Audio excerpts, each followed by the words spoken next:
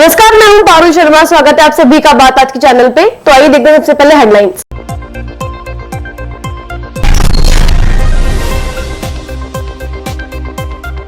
राहुल गांधी की भारत जोड़ो यात्रा के लिए तैयारियां शुरू, जगह जगह निकाली जा रही हैं तिरंगा यात्राएं।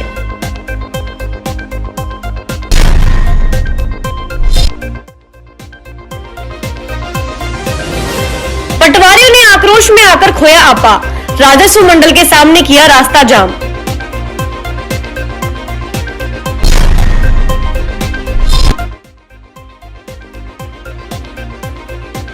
बेटी को स्कूटी पर ले जा रही महिला का छीना पर्स, छीना झपटी में हुई महिला घायल।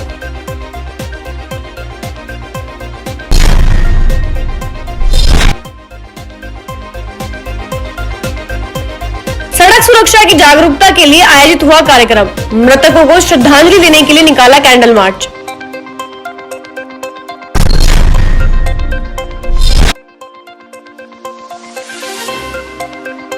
जैसे ही एटीएम से पैसे निकाले, हत्यारा चढ़ गया पुलिस के हत्थे।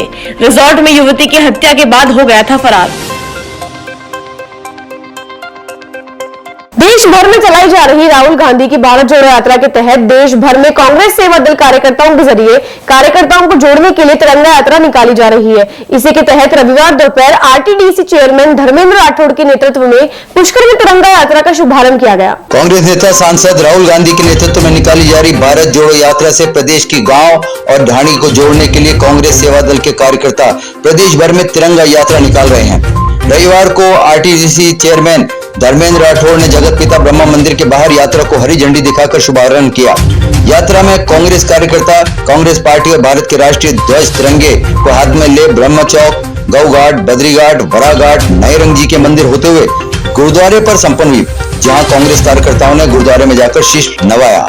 आरटीडीसी चेयरमैन धर्मेंद्र राठौड़ ने पत्रकारों से बातचीत के दौरान बताया कि भारत जोड़ो यात्रा राजस्थान के झालावाड़ से प्रवेश करेगी और अलवर जिले से यात्रा हरियाणा की ओर मुड़ जाएगी। उन्होंने भारतीय जनता पार्टी पर भारत में धर्म की राजनीति पर धार्मिक वैमनस्यता फैलाने का आरोप लगाया।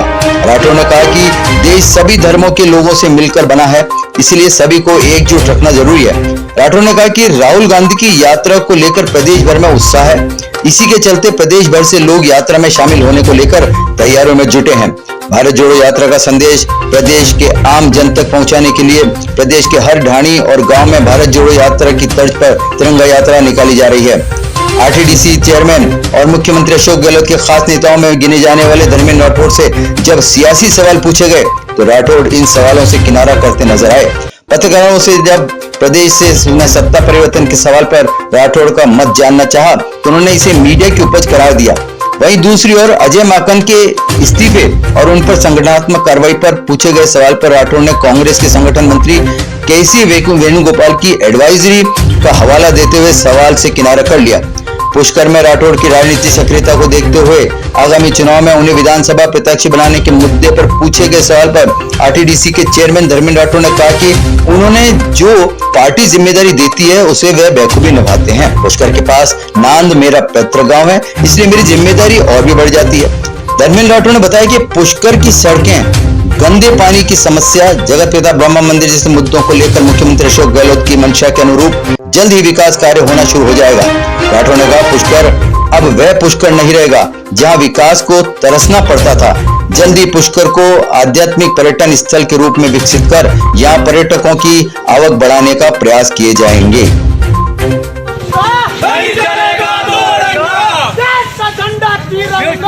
राहुल गांधी उन सवालों को जब वो एमपी के तौर पे पार्लियामेंट के अंदर भी उन्होंने सवाल उठाए, लेकिन कोई सुनवाई नहीं। अब वो सड़क पे निकले हैं और मैं समझता हूं कि डेमोक्रेसी में आज़ादी के बाद सबसे लंबी पदयात्रा जो 3500 किलोमीटर से लंबी है, कन्याकुमारी से शुरू हुई है और वो कश्मीर तक जाएगी। अभी थोड़े दिन पहले हमारे राजस्थान प्रदेश कांग्रेस कमेटी के अध्यक्ष सम्माननीय गोविंद सिंह डोटासरा जी, हमारे राजस्व मंत्री रामलाल जाट साहब, हमारे खान और गोपालन मंत्री प्रमोद जैन भाया जी के साथ महाराष्ट्र में हम भी जब राजस्थान में यात्रा प्रवेश कर रही है तो हम भी वो यात्रा का जो वहाँ कैसे चल रहे हैं राहुल जी, उनके साथ में व्यवस्थाएं क्या हो रही हैं, हमें राजस्थान में उस यात्रा का मेहमान नवाजी करने का मौका मिला है, उनका वेलकम करने का मौका हमें मिल रहा है। गांधीवाद को, गांधी को नहीं मानती है, जो गोडसे को मानती है, ऐसी विचारधारा से देश की एकता और अखंडता को खतरा है, देश के संविधान को खतरा है। और देश का संविधान जो बाबा साहब भीमराव अंबेडकर जी ने बनाया, संविधान पर संकट के बादल हैं। तो हम इन सब बातों से लेके आज जो यात्रा यहाँ पुष्कर में निकाली गई। कांग्रेसी नेता राहुल गांधी की भारत जोड़ो पद यात्रा के राजस्थान में दिसंबर के पहले हफ्ते आने की संभावना के मद्देनजर तैयारियां तेज कर दी गई है।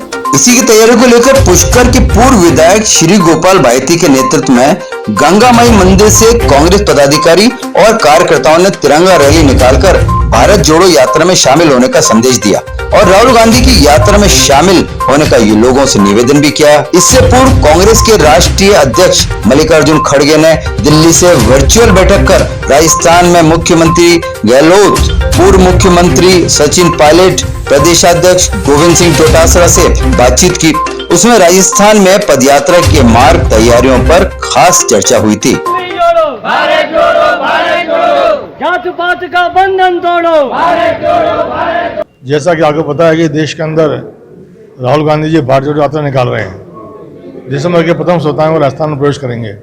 उसको लेकर के आज सेवादल के साथियों की नागौर की अध्यक्षता मीटिंग हुई, ये फैसला करने के लिए कि यहाँ से अधिक साथी उस भारत जोड़ो यात्रा में भाग लें। और इसके बाद अभी सब लोग जो है यहाँ रैली निकालेंगे।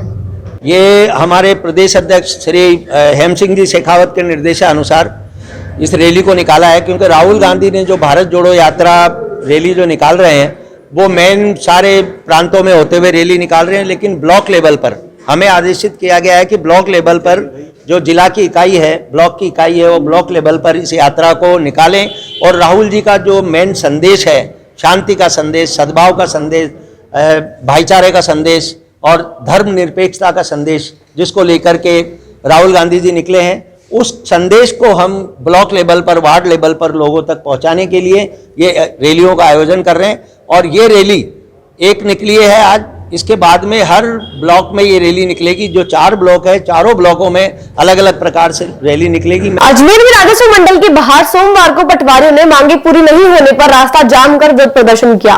पुलिस प्रशासन की समझाइश के बाद पटवारियों ने रास्ता खोला। पटवारियों ने बताया कि राजस्व मंडल की अनदेखी के चलते कुछ पटवारी आक्रोशित हो गए। एक पटवारी ने धरने पर बैठे पटवारियों को संबोधित करते हुए आपा खो बैठे। उन्होंने यहाँ तक कह दिया कि ताकत है तो मुझे शूट कर दो। हालांकि इस दौरान पुलिस भी मौजूद रही। राजस्थान पटवार संघ की ओर से 3 जुलाई व 4 अक्टूबर 2021 को हुई समझौते की पालना नहीं होने व आए दिन अल्प वेतन भोगी कार्मिकों पटवारियों के स्थानांतरण दूर दराज के जिले में किए जाने के विरोध में राजस्व मंडल के बाहर दिया जा रहा धरना सोमवार को 8वें दिन भी जारी रहा। संघ के प्रदेश अध्यक्ष राजेंद्र निमेवाल 8 दिन से अनशन पर हैं। सोमवार को 11:30 बजे पटवारी धरना स्थल से उतरकर मुख्य मार्ग पर पहुंच गए। रास्ता जाम के प्रयास की जानकारी मिलने पर मौके पर व्रत अधिकारी छवि शर्मा भी मौके पर पहुंची। उन्होंने पटवारियों की समझाइश कर रास्ते से अलग हटाया। सीओ नॉर्थ छवि शर्मा ने अनशन पर बैठे पटवारियों के स्वास्थ्य परीक्षण करवाने की अपील भी की गई है। हमारा 7 सूत्री मांग पत्र को लेकर के जो 3 जुलाई और 4 अक्टूबर को समझौता हुआ, उस समझौते की पालना करवाने के लिए 14 तारीख से मेरा यहाँ आमरण अनशन चल रहा है और 7 दिन यहाँ आमरण अनशन चलते हुए हो गए। लोग बार बार कह रहे थे आने का, उनको मैंने कहा अभी आप मत आए, लेकिन धीरे धीरे जब लोगों की संख्या बढ़ रही है तो इतने दिन हमने व्यवस्था बना के रखी, लेकिन अब जब संख्या बढ़ रही है तो यहाँ पर पुलिस की फोर्स आती है और ये कहती है कि रास्ता यहाँ से जाम किया उसको खोलो, जबकि ऐसा कुछ नहीं है। पीछे से रास्ता है, आराम से ट्रैफिक को डाइवर्ट किया जा सकता है। हमने प्रशासन को और पुलिस को धरना शुरू करने से पहले ही अवगत करवा दिया था, लेकिन अभी जो है जिस तरह का रवैया इन्होंने अपनाया कहीं न कहीं सही नहीं है, क्योंकि हम भी प्रशासक हैं और प्रशासन की भूमिका अच्छी तरह जानते हैं। गांव में लाइन ऑर्डर को बनाने में हम उतनी भूमिका निभाते हैं जितना पुलिस प्रशासन निभाती है। ये रेवेन्यू बोर्ड सिविल लाइंस में जो स्थित है, वहाँ पर पटवारी संघ के जो लोग हैं वो अपनी कुछ मांगों को लेके काफी समय से धरना प्रदर्शन कर रहे हैं, ये अनशन पे बैठे हैं। आज भी कुछ लोग एडिशनली अनशन पे बैठे हैं। इनकी जो भी डिमांड्स हैं उससे हमारे को कोई इशू नहीं है, वो इनका जो भी प्रेरोगेटिव रेवेन्यू डिपार्टमेंट का है वो है, लेकिन क्योंकि इन्होंने अभी बीच में सिंबॉलिक तौर पे रोड रोकने का प्रयास किया, इसलिए हम लोग यहाँ आए, इनसे समझाइश की और इनको ये भी समझाइश की गई कि ये अपना हेल्थ चेकअप कराएं जो अनशन पे है। इसके अतिरिक्त रोड जो है वो ना रोकें, जिससे कोई आम जन को अव्यवस्था नहीं होनी चाहिए और लॉ एंड ऑर्डर डिस्टर्ब नहीं होना चाहिए। कृष्णगंज थाना अंतर्गत स्कूटी पर अपनी बेटी के साथ घर जा रही महिला का पर्स छीनकर ले जाने का मामला सामने आया है। बाइक सवार 2 युवकों की ओर से छीना झपटी में महिला गिर गई, उनके चोटें भी आई है, जिनको उपचार के लिए जवाहरलाल नेहरू अस्पताल में भर्ती कराया गया है। कृष्णगंज थाना पुलिस ने बेटी की रिपोर्ट पर मामला दर्ज कर जांच शुरू कर दी है। कृष्णगंज थाने के हेड कांस्टेबल मोतीराम ने बताया कि गजानंद विहार कॉलोनी, राम मंदिर चौराहा, ईदगाह रोड, वैशाली नगर, अजमेर निवासी मीनल तंवर पुत्री संजय तंवर ने रिपोर्ट देकर बताया कि 19 नवंबर की शाम 7 बजे वे अपनी स्कूटी पर मां विद्या तंवर को लेकर कमल बाकोले के घर वाली दिशा में अपनी घर लायंस क्लब की ओर से जा रहे थे। उसी समय लायंस क्लब के पास पीछे से 2 लड़के मोटरसाइकिल पर आए, जिनकी उम्र करीब 23-24 साल की होगी। पीछे से आकर मम्मी के हाथ में पकड़ा पर्स छीन कर ले गए। पर्स छीनते समय झटका लगने से मम्मी रोड पर गिरी और सर पसलियां चोट आई, जिनको उपचार के लिए जवाहरलाल नेहरू अस्पताल में भर्ती कराया, जहां उनकी हालत गंभीर है। पर्स में एक मोबाइल फोन व करीब 2.5 से 3 हजार रुपए थे। पुलिस ने पीड़िता की बेटी की रिपोर्ट पर मामला दर्ज कर लिया। मामले की जांच एएसआई अमरचंद को सौंपी है। 19 तारीख को मीनल तंवर अपनी मम्मी को बिठा करके माकुला रोड से चोर सेवा लॉयंस क्लब की तरफ जा रही थी, तो पीछे से 2 लड़कों ने झपटा मार के बैग छीन लिया, जिसमें एक मोबाइल और लगभग 25 से 3 हजार रुपये थे। और बैग छीनने से उसकी मम्मी नीचे गिर गई, हल्की चोटें आई थी, जिनको जेल में इलाज करवाया।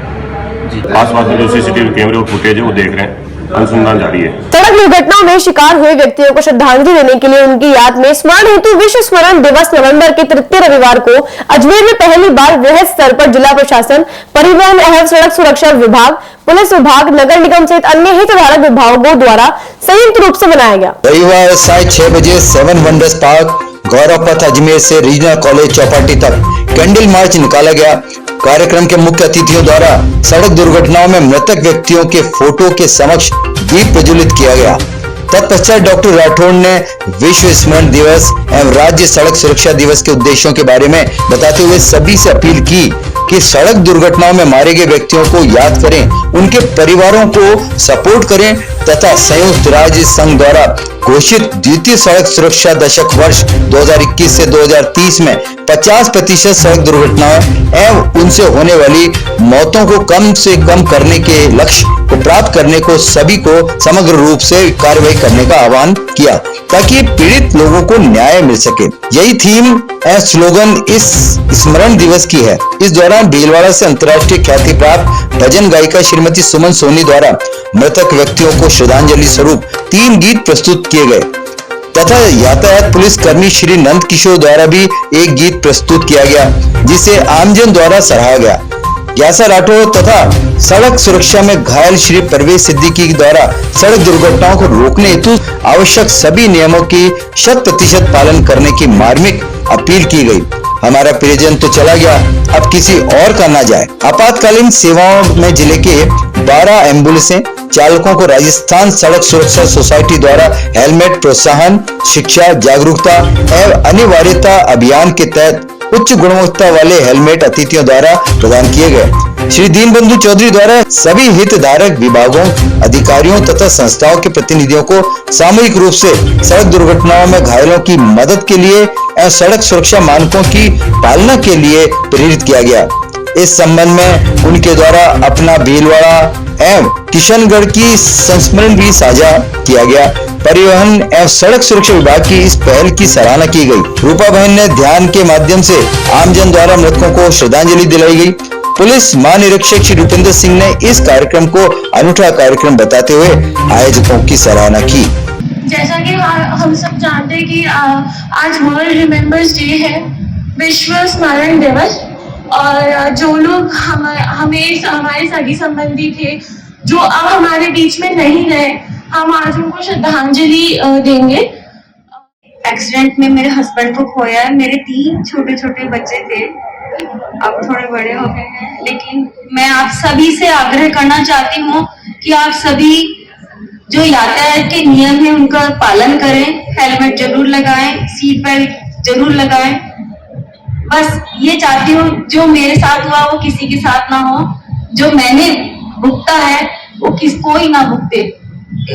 आप जब कोई इंसान चला जाता है उसके पीछे इंतजार करने वाले बहुत जने रह जाते हैं। तो इसलिए मैं चाहती हूँ आप सभी से निवेदन है, आप सभी हेलमेट और सीट बेल्ट जरूर लगाएं और यातायात के नियमों का पालन करें। धन्यवाद। तिलवाड़ा थाना के मेखला रिजॉर्ट के कमरे में हुई युवती की हत्या का आरोपी को पुलिस ने 11 दिन बाद पकड़ लिया है। आरोपी ने फरारी के दौरान अजमेर के एटीएम से रुपए भी निकाले थे, जिसका वीडियो सोशल मीडिया पर वायरल हो गया है। आरोपित खुद को पटना का कारोबारी इंटरनेट मीडिया में बता रहा था, जबकि असल में नासिक महाराष्ट्र का निवासी निकला। वह हत्या के बाद युवती का एटीएम और सोना चांदी लेकर फरार हुआ था। अजमेर के बैंक एटीएम से जैसे ही आरोपित ने 20,000 रुपए निकाले, उसकी लोकेशन पकड़ में आ गई। पुलिस टीम ने अजमेर की स्थानीय टीम के साथ मिलकर आरोपित हेमंत भदाने को गिरफ्तार किया। उसने चरित्र संदेश पर युवती की हत्या की साजिश रची। मेरा नाम अभिजीत पाटीदार है और मेरा तेल और शक्कर का पटना में श्री राम ट्रेडर्स करके बिजनेस है, जिसमें मैं और जितेंद्र कुमार रहने वाले गलगला रोड कमर्शियल रेस्टोरेंट के मालिक, उनके साथ मेरा पार्टनरशिप में बिजनेस है। और हम दोनों का शिल्पा शर्मा के साथ अफेयर था, लेकिन मेरे पार्टनर से वो बार बार पैसों की डिमांड करती थी और आखिर में वो मेरे पार्टनर के पैसे लेके भाग आई थी जबलपुर, 10 से 12 लाख रुपए। बस उसी कारण मेरे पार्टनर ने बोला कि शिल्पा शर्मा को ख़त्म कर दो, और उन्हीं के कहने पे मैंने शिल्पा शर्मा को ख़त्म किया है। शिल्पा शर्मा को ख़त्म करने में मेरे और मेरे पार्टनर का दोनों का हाथ है, और अब इस मैटर में सिर्फ मुझे अकेले को फंसाया जा रहा है। और मेरे पार्टनर से पैसों के लालच में उसने जो भी मेरे पार्टनर को ब्लैकमेल किया, इसी वजह से शिल्पा शर्मा को मैंने मारा है। राष्ट्रीय सेविका समिति की ओर से रानी लक्ष्मीबाई जयंती के मौके पर शौर्य दिवस मनाया गया। इस मौके पर शहर की प्रमुख सड़कों पर शौर्य रैली और दंड प्रदर्शन शहर के विभिन्न इलाकों में किया गया। मनीष इंदौरिया विभाग कार्यवाही का राष्ट्रीय सेवा समिति ने बताया कि वीरांगना रानी लक्ष्मीबाई की जयंती के उपलक्ष्य में 180 बच्चियों व महिलाओं ने रानी लक्ष्मीबाई की वीरता को याद कर शौर्य रैली निकाली गई। कार्यक्रम का शुभारंभ रानी लक्ष्मीबाई को श्रद्धा सुमन अर्पित करके किया गया।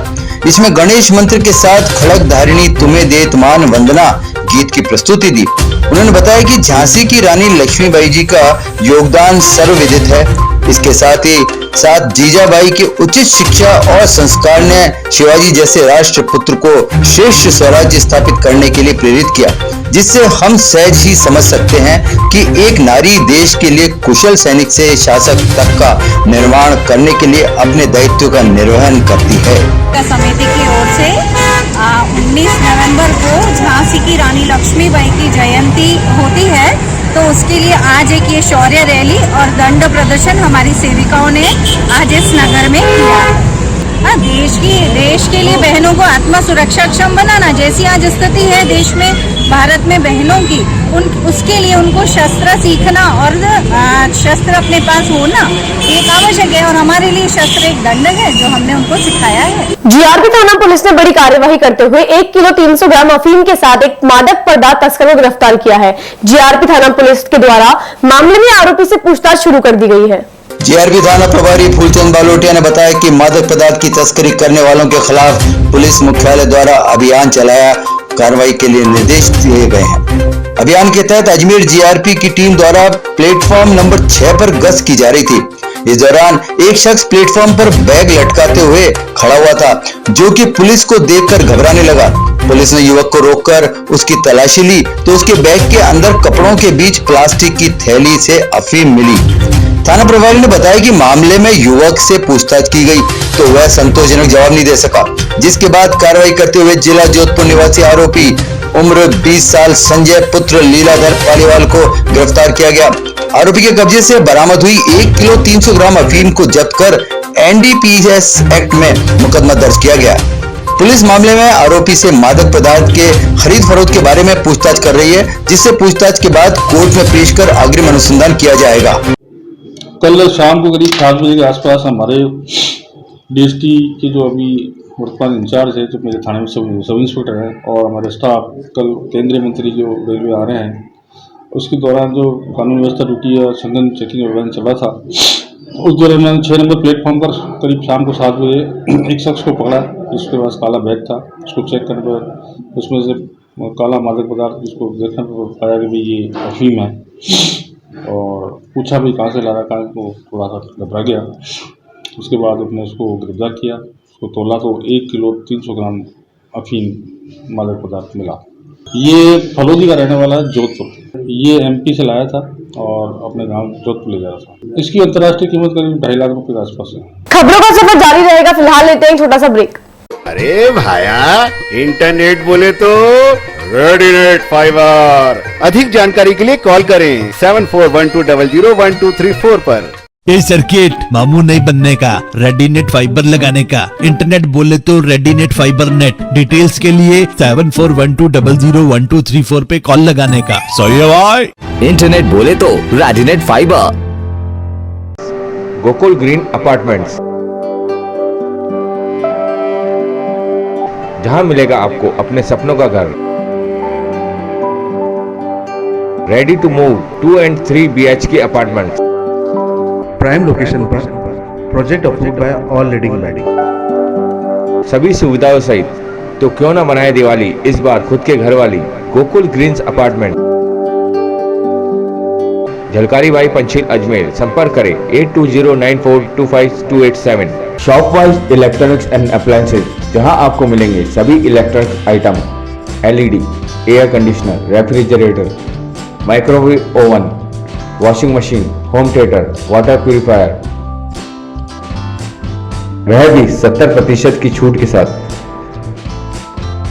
0% फाइनेंस सुविधा। तो आज ही चले आए shop wise electronics and appliances, income tax colony, plot number 5, near Kesar sweets, बेसाइड नगर, अजमेर।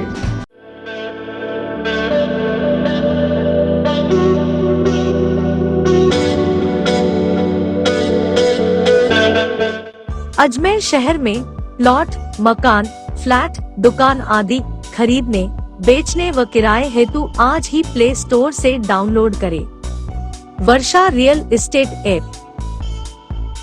वर्षा real estate, a unit of Varsha group, lets you live better. Break के बाद आपका स्वागत है। चलते हैं खबरों के नए सफर पर। केंद्रीय रेल मंत्री अश्विनी कुमार वैष्णव 22 नवंबर को अजमेर आएंगे। प्राप्त जानकारी के मुताबिक वैष्णव यहां कार्यक्रम में भाग लेने के अलावा देश के सबसे पुराने रेल कारखानों का निरीक्षण करेंगे। सूचना संचार प्रौद्योगिकी एवं इलेक्ट्रॉनिक विभाग भी है। मुख्य रूप से स्थानीय गोल्फ कोर्स रोड स्थित केंद्रीय रिजर्व पुलिस बल ग्रुप की ओर से आयोजित रोजगार मेले में बतौर मुख्य अतिथि शिरकत करेंगे। साथ ही अजमेर रेलवे स्टेशन के अलावा देश के सबसे पुराने रेलवे के लोको एवं कैरिज कारखानों का निरीक्षण करेंगे। जीआरपी थाना प्रभारी फूलचंद बालोटिया ने बताया कि वैष्णव विशेष ट्रेन से अजमेर पहुंचेंगे और कार्यक्रमों में शिरकत करने के बाद जोधपुर रवाना होंगे। अजमेर रेल मंडल प्रबंधक राजीव धनखड़ तथा मुख्य कारखाना प्रबंधक अशोक अब्रोल ने मंत्री के आगमन को देखते हुए तैयारियों को अंतिम रूप देना शुरू किया है। दोनों अधिकारियों को उम्मीद है कि रेल मंत्री के अजमेर दौरे से रेलवे के इन कारखानों को कोई नई सौगात मिल सकती है।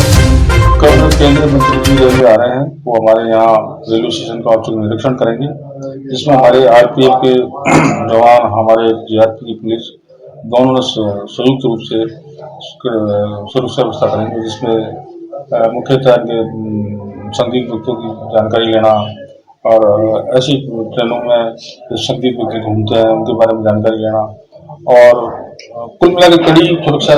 टिड्डी के बाद अब अज्ञात कीड़ों का कहर पुष्कर की आंवला की नर्सरियों में बरतने लगा है। सफेद काले रंग के धारीदार कीड़े आंवले की फसल को पूरी तरह चट कर रहे हैं, जिससे किसानों को भारी नुकसान हो रहा है। और वहीं पुष्कर के किसानों ने संबंधित विभाग और प्रशासन को इस मामले में उचित कार्यवाही करने की मांग की है। पुष्कर के किसान ताराचंद गहलोत ने बताया कि बारिश में हरे भरे पेड़ भी पतझड़ की तरह उजाड़ हो रहे हैं।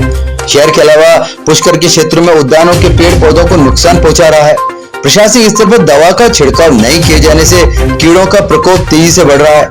ये कीड़े जिस तरह से फैल रहे हैं, उससे सड़क किनारे के पेड़ ही नहीं बल्कि शहर व कॉलोनी के उद्यान भी असुरक्षित हो गए हैं। वर्तमान में एक बार फिर चिंता की लकीरें पड़ रही हैं। उन्हें डर है कि कहीं ये कीड़े उनके करोड़ों रुपए के आंवला के पेड़ों को नुकसान न पहुंचाए। जिस तरीके से ये कीड़े आंवले के पेड़ों को बर्बाद कर रहे हैं, उससे अंदाजा लगाया जाता है कि आंवले की पत्तियां इनका सबसे पसंदीदा भोजन है, जिन पर इनके पनपने की सबसे ज्यादा अनुकूल दशा होती है। पत्तियों के निचले भाग में अंडे देने से यह उस पेड़ को लगभग सफा चट कर देते हैं, जिससे बारिश में हरा भरा पेड़ दिखने वाले आंवले के पेड़ में सिर्फ शाखाओं की ठूठी दिखाई देती है। आंवले के अलावा ये कीड़े आंवले समेत अन्य फूलदार पेड़ों को निशाना बना रहे। शहर मार्ग में लगे नर्सरी के गुलमोहर पेड़ों में बहुतायत मात्रा में इन्हें देखा जा रहा है। ये ऐसा रोग है कि ये आंवले को खत्म कर रहा है। मैंने देखे कि मेरे कई पेड़ आंवलों की टहनियां सूख रही है। आंवले की टहनियों के ऐसा लग रहा है जैसे कोई किसी के जो ये फोड़े फुंसी हो जाते हैं, वो टहनियां फूल रही है। और टहनियों के अंदर हम तोड़ करके देखते हैं तो वो टहनियां कानी निकलती है और उसके अंदर कोई लट निकलती है हरे टाइप की, जिससे पेड़ को खा रही है अंदर के अंदर ही। और इतना इसमें माल आता था टनों की तादाद के अंदर, जो आज इस पेड़ों को देख करके हमारी खुद की हालत, इनको देखते ही हमारी हालत खराब हो रही है। हम बहुत चिंताजनक है।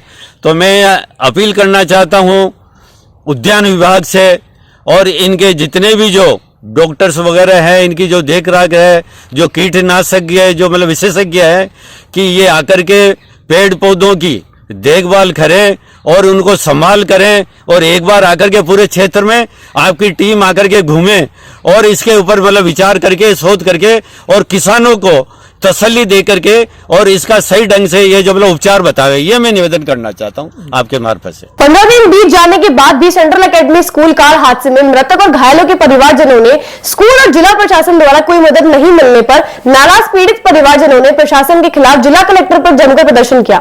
पार्षद कुंदन वैष्णव ने बताया कि अजमेर के रामगंज थाना क्षेत्र के बकरा मंडी के पास पलटी कार में 2 स्टूडेंट ने जवाहरलाल नेहरू अस्पताल में उपचार के दौरान दम तोड़ दिया। वहीं एक घायल छात्र का जयपुर के निजी अस्पताल में इलाज जारी है। मृतक फायरसागर रोड नरसिंहपुरा निवासी अनुज कुमार सुवाल पुत्र विजय कुमार सुवाल है। मृतक के परिजन व जनप्रतिनिधियों ने जिला कलेक्ट्रेट के बाहर विरोध जताया। उनकी मांगे हैं कि स्कूल प्रशासन को मौके पर बुलाएं और कार्रवाई की जाए। इससे पूर्व अतिरिक्त जिला कलेक्टर भावना गर्ग ने स्कूल के खिलाफ कार्रवाई की मांग की है और उचित मुआवजा देने पर परिजनों को आश्वासन दिया था, मगर आज दिनांक तक कोई कार्रवाई नहीं हुई। इसके बाद कलेक्टर ने पुलिस व प्रशासन के स्तर पर अलग अलग कार्रवाई करने का आश्वासन दिया। इस दौरान स्कूल प्रशासन पर आरोप लगाते हुए रामगंज थाने में शिकायत दे दी है, उसमें भी कोई निर्णय नहीं लिया गया। हम आपको बता दें कि कार में 11 स्टूडेंट कोच सहित 14 लोग सवार थे। जितेंद्र गुजर, हितेश, बलजीत, जतिन, अरविंद, देवेंद्र, दुविश को इलाज के बाद छुट्टी दे दी गई। युवराज सिंह, अनुज, नीरज का इलाज चल रहा था। मृतक के चाचा राहुल ने रामगंज थाना पुलिस को दी शिकायत में हादसे के लिए वाहन मालिक व सेंट्रल एकेडमी स्कूल प्रशासन को जिम्मेदार ठहराया और तेज गति से गाड़ी चलाने, ड्राइवर को हटाकर टीचर की ओर से गाड़ी ड्राइव करने, क्षमता से अधिक सवारियों को बैठाकर ले जाने के आरोप लगाए। पुलिस ने मामला दर्ज कर जांच का निर्णय अभी तक नहीं निकाला है। देखिए 6 तारीख को 6 नवंबर को जो सर्वविदित है, सबको पता है कि हृदय विदारक घटना घटित हुई थी अजमेर में बकरा मंडी में। इनोवा कार में सेंट्रल एकेडमी स्कूल की तरफ से जो खेल प्रतियोगिता में बच्चों को ले जाया जा रहा था, 12 बच्चे उसमें बैठे थे इनोवा कार में। पीटीआई सर थे और एक चालक था, चालक को साइड में बिठा के गाड़ी पीटीआई सर चला रहे थे। एक्सीडेंट होता है, इतना बड़ा इतना भयानक एक्सीडेंट होता है, 2 बच्चे एक्सपायर हो जाते हैं। एक बच्चा इतना सीरियस है जिसका अभी जयपुर इलाज चल रहा है। मोर्चरी के बाहर धरना दिया जाता है, प्रशासन आता है, सीओ मैम छवि शर्मा मैम आती है, एडीएम सिटी भावना गर्ग मैम आती है। वो बच्चों के परिवार को, वहाँ पे जो धरना करने वाले लोगों को पूर्ण आश्वस्त करते हैं कि स्कूल के खिलाफ, प्रशासन के खिलाफ हम कार्रवाई करेंगे। लेकिन 6 तारीख से 21 तारीख हो गई, अभी तक स्कूल प्रशासन के खिलाफ, मालिक के खिलाफ किसी भी प्रकार का कोई एक्शन नहीं लिया गया। वो विषय लेके हम यहाँ पहुँचे हैं। अभी कलेक्टर साहब को और एसपी साहब को ज्ञापन दिया है और उन्होंने वापस हमें यही आश्वासन ही दिया है कि नहीं नहीं इस पर कार्रवाई करेंगे। कुछ व्यवस्था हो रही थी, पुष्कर मेला चल रहा था, इसलिए हम दे नहीं पाए ध्यान। लेकिन अब आप निश्चिंत रहें और स्कूल प्रशासन के खिलाफ बिल्कुल जो भी कानूनन प्रक्रिया होगी वो लागू की जाएगी। आगे तो जैसे आज 15 दिन बाद में आ जाएं, अगर 4-5 दिन में अगर ये कोई हल नहीं निकालते और उनको दंड नहीं मिलता है तो फिर धीरे धीरे माहौल, क्योंकि बैठना नहीं है, घर पे बैठ जाएंगे तो प्रशासन भी गौण हो जाएगा, शांत हो जाएगा। लेकिन हम इस विषय को घर तक और अपने तक ही सीमित नहीं रखेंगे, बढ़ाएंगे और ज्यादा बढ़ाएंगे। खबरों का समय जारी रहेगा, फिलहाल लेते हैं एक छोटा सा ब्रेक। अरे भाया, इंटरनेट बोले तो रेडीनेट फाइबर। अधिक जानकारी के लिए कॉल करें 7412001234 पर। ये सर्किट मामू नहीं बनने का, रेडीनेट फाइबर लगाने का। इंटरनेट बोले तो रेडीनेट फाइबर नेट। डिटेल्स के लिए 7412001234 पे कॉल लगाने का। सही है भाई। इंटरनेट बोले तो Readynet fibre. Gokul green apartments, जहां मिलेगा आपको अपने सपनों का घर। Ready to move 2 and 3 BHK apartments. Prime location पर, project approved by all leading bank. सभी सुविधाओं सहित, तो क्यों ना मनाए दिवाली इस बार खुद के घर वाली। गोकुल ग्रीन्स अपार्टमेंट, झलकारी बाई पंचील अजमेर। संपर्क करें 8209425287। Shop wise electronics and appliances, जहां आपको मिलेंगे सभी electronic item, LED, air conditioner, refrigerator, microwave oven, washing machine, home theatre, water purifier, वह भी 70% की छूट के साथ। 0% फाइनेंस सुविधा। तो आज ही चले आए shop wise electronics and appliances, income tax colony, plot number 5, near Kesar sweets, बेसाइड नगर, अजमेर।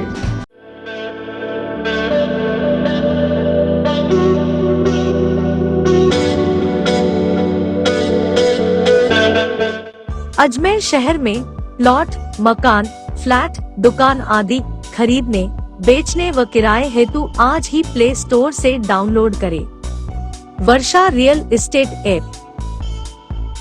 वर्षा real estate, a unit of Varsha group, lets you live better. Break के बाद आपका स्वागत है। चलते हैं खबरों के नए सफर पर। भोपाल का माड़ा निवासी संजय भाटी एक लीगल नोटिस प्रमुख शासन सचिव कार्मिक एवं प्रशिक्षण विभाग भारत सरकार को अक्षय गोदारा IAS आयुक्त अजमेर विकास प्राधिकरण अजमेर के खिलाफ अभियोजन स्वीकृति की मांग की है। अधिवक्ता संजय भाटी ने बताया कि अक्षय गोदारा आयुक्त अजमेर विकास प्राधिकरण अजमेर के द्वारा काजी का नाला जो आना सागर झील के भराव का प्रमुख स्रोत है, पर नियम विरुद्ध वह नाले की भूमि में ही सड़क का निर्माण कर नाले की चौड़ाई 40 फुट से घटाकर 10 फुट कर दी। 10 फुट करने के स्थान के पीछे जितनी भी कॉलोनियां हैं वह भेड़ द्वारिका गुजरात के जैसे जलमग्न करने की अक्षय गोदारा द्वारा कार्रवाई संपादित की गई। मेरे पक्षकार द्वारा सिंचाई विभाग अजमेर से सड़क निर्माण होने से पूर्व अजमेर विकास प्राधिकरण के द्वारा स्वीकृत मांगने की जानकारी चाहने पर सिंचाई विभाग अजमेर के द्वारा मेरे पक्षकार को यह सूचना दी गई है कि उक्त सड़क नाले की अप्रोच भूमि पर ही बनाई गई है तथा सिंचाई विभाग से कोई भी NOC सड़क बनाने से पूर्व नहीं ली गई है। पीड़ित द्वारा बार बार प्रार्थना पर देने पर भी अक्षय गोदारा द्वारा कोई कार्रवाई नहीं कराई गई और नाले पर सड़क बनाना उच्चतम न्यायालय के निर्णय अब्दुल बनाम राज्य सरकार के निर्णय के विपरीत उक्त कार्य किया गया है, जिसके लिए कोर्ट ऑफ कंटेंट की कार्यवाही भी संपादित करने हेतु मेरे पक्षकार ने अभियोजन स्वीकृति मांगी है। मेरे द्वारा मेरे पक्षकार संजय भाटी भोपाल का बाड़ा अजमेर निवासी, वहाँ पर जिनका पैतृक मकान है उस मकान के पीछे एक नाला है और ये मकान अरावली श्रेणी जो पर्वतमाला है उससे 1 से 1.5 किलोमीटर की दूरी पर स्थित है। यहाँ से इनके पीछे जो नाला जाता है बरसाती नाला है जो आना सागर में जल भराव का प्रमुख स्रोत है। कुछ समय पूर्व इस नाले को ADA के निर्देशन जो चेयरमैन हैं अक्षय गोदारा साहब जो IAS महोदय हैं उनके निर्देशन में जो 40 फीट चौड़ा जो नाला था उसको कम करके 10 फीट कर दिया और दीवारें उठा दी, बंद कर दिया। तो अब इन परिस्थितियों में 2 नाले हैं, एक तो बांडी नदी का नाला और एक ये नाला कांजी का नाला। बड़े दुख की बात है कि जो शहर को सुरक्षित रखने के जिम्मा सौंपा गया है उस प्रकार से करते हैं। एक अन्यथा भाव की पूर्ति के लिए इस पर मेरे पक्षकार संजय भाटी ने मुझे जो तथ्य दिए, तो उनकी ओर से उनके निर्देशन पर मैंने एक नोटिस श्रीमान अक्षय गोदारा IAS जो कमिश्नर एडी हैं, श्रीमद् भागवत कथा सप्ताह ज्ञान महायज्ञ 22 नवंबर से 28 नवंबर 2022 तक भुवनेश्वर महादेव मंदिर शॉपिंग सेंटर के पीछे शास्त्री नगर अजमेर में आयोजित किया जाएगा। भागवत कथा संत श्री हरिशरण जी महाराज के श्रीमुख से क्षेत्रवासियों को सुनाई जाएगी। इस भागवत कथा में अलग अलग दिन अलग अलग देवी देवताओं के बारे में व्याख्यान किया जाएगा। आयोजनकर्ताओं ने शहरवासियों से आग्रह किया है कि इस भागवत कथा में ज्यादा से ज्यादा बड़ी संख्या में पहुंचकर धर्म लाभ कमाएं। ये कथा 22 से लेकर 28 तक चलेगी। 29 को महा जो आहुति है उसके बाद इसका विसर्जन होगा। कथा का टाइम होगा 1 से 5 बजे तक। सुबह प्रभात फेरी होगी, उसमें भजन कीर्तन ये सब भी हो गया। प्रवचन भी होते हैं महाराज जी के। महाराज आज शाम को यहाँ पधारेंगे। कल कलश यात्रा महाराज जी होंगे और 251 महिलाएं माता बहनें कलश लेके चलेगी। कलश भी आपको देखेंगे कि उनकी जो तैयारी की कलश ओढ़ने की नहीं है। माता बहनें एक ड्रेस में होंगी और ये कलश यात्रा बैंड बाजा गाजा बाजा के साथ मुख्य शास्त्री नगर शॉपिंग सेंटर उसके पीछे शिव मंदिर है, वहां से ये कलश यात्रा 11 बजे आरंभ होगी। विभिन्न मार्गों से होती आएंगी, जहां जगह जगह भक्त लोग उनको स्वागत करेंगे। खबरों का सफर यही समाप्त होता है। देखते रहिए बात आज के चैनल। मिलते हैं आपसे अगले बुलेटिन में, तब तक के लिए इजाजत। धन्यवाद।